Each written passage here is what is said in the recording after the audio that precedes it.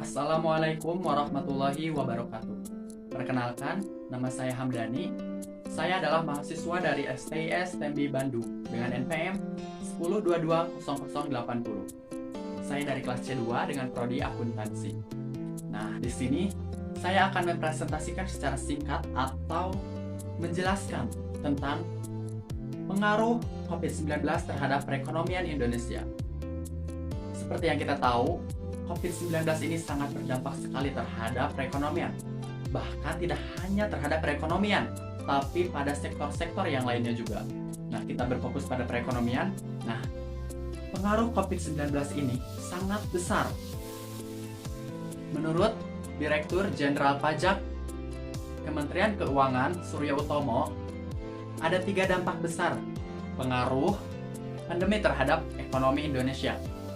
Di antaranya adalah yang pertama, membuat konsumsi rumah tangga atau daya beli menurun, yang merupakan penopang ekonomi 60% di Indonesia, sehingga ekonomi jatuh atau anjlok.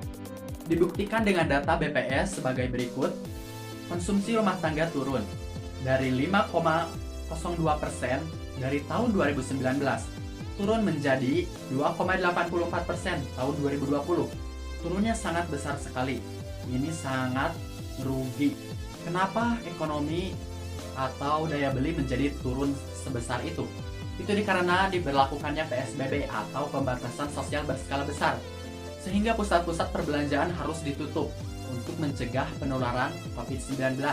Yang kedua, dampak besar dari COVID-19 terhadap ekonomi Indonesia yaitu terciptanya ketidakpastian yang panjang, sehingga investasi ikut melemah dan berimplikasi terhadap terhentinya sebuah usaha.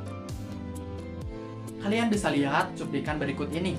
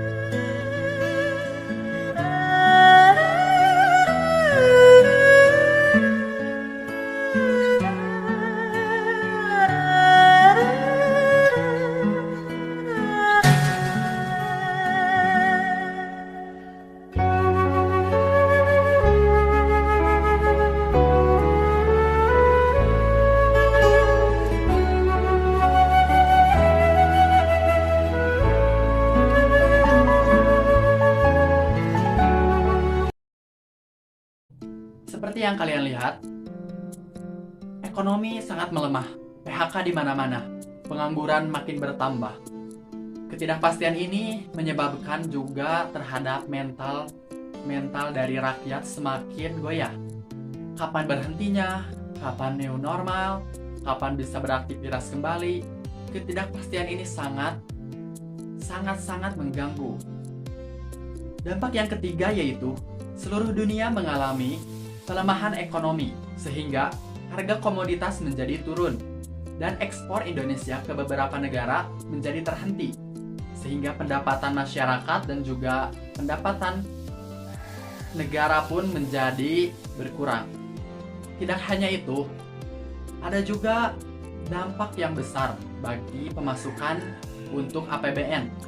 APBN atau Anggaran Pendapatan dan Belanja Negara Tahunan. Nah, dampak yang paling besar terhadap APBN yaitu pendapatan yang tidak merata atau menurun. Karena yang semulanya pendapatan harus masuk. Nah, karena pandemi, pemerintah memberikan insentif sehingga APBN tidak mendapatkan pemasukan yang besar. Berpengaruh pada pajak.